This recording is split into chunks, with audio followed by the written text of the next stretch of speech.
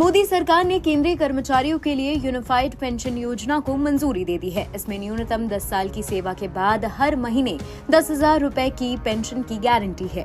योजना में फैमिली और महंगाई के हिसाब से पेंशन में बढ़ोतरी शामिल है।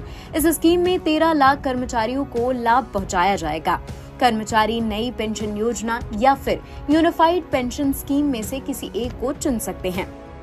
मोदी सरकार ने शनिवार को केंद्र सरकार के कर्मचारियों के लिए बड़ा फैसला लिया है। सरकार ने यूनिफाइड पेंशन स्कीम को मंजूरी दी। इस योजना के तहत केंद्रीय कर्मचारियों को न्यूनतम 10 साल की सेवा के बाद उन्हें मासिक पेंशन की गारंटी होगी। प्रधानमंत्री मोदी ने कहा कि यूपीएस कर्मचारियों के लिए सम्मान और वित्तीय सुरक्षा सुनिश्चित करती है। ये योजना उनके कल्याण और सुरक्षित भविष्य के प्रति सरकार की प्रतिबद्धता को दर्शाती है।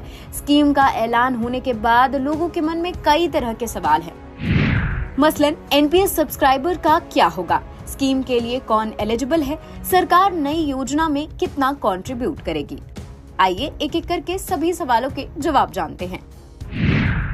पहला सवाल है कि यूनिफाइड पेंशन स्कीम के लिए कौन पात्र है।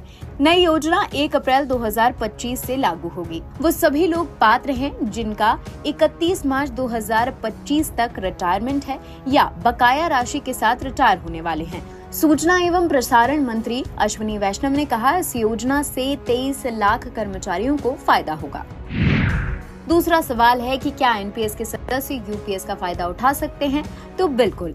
यूनिफाइड पेंशन स्कीम के तहत कर्मचारियों को मौजूदा नई पेंशन योजना और यूपीएस के बीच चुनने का विकल्प है। तीसरा सवाल है, यूनिफाइड पेंशन स्कीम में कितनी पेंशन मिलेगी? इस योजना में कई आकर्षक लाभ हैं। सबसे पहले इसमें न्यूनतम पेंशन की गारंटी है। अगर आपने 10 साल की सेवा पूरी कर ली है तो आपको हर महीने कम से कम 10,000 रुपए की पेंशन मिलेगी। रिटायरमेंट से पहले आखिरी 12 महीने में आपके औसत वेतन का 50% आपको पेंशन के तौर पर मिलेगा। ये 25 साल की सेवा पूरी करने पर लागू होगा। अगर आपकी सेवा 25 साल से कम है तो आपको कम अवधि के हिसाब से ही पेंशन मिलेगी, लेकिन इसके लिए आपको कम से कम 10 साल की सेवा पूरी करनी होगी। चौथा सवाल है, यूनिफाइड पेंशन स्कीम में क्या फैमिली पेंशन का प्रावधान है?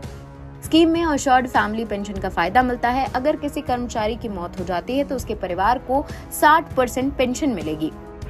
पांचवा सवाल है, यूनिफाइड पेंशन स्कीम में क्या महंगाई भत्ता का प्रावधान है? नई स्कीम में महंगाई भत्ता का भी प्रावधान है। इसका मतलब है कि समय के साथ कर्मचारियों की पेंशन का मूल्य घटेगा नहीं। महंगाई के हिसाब से कर्मचारियों की पेंशन में बढ़ोतरी होती रहेगी।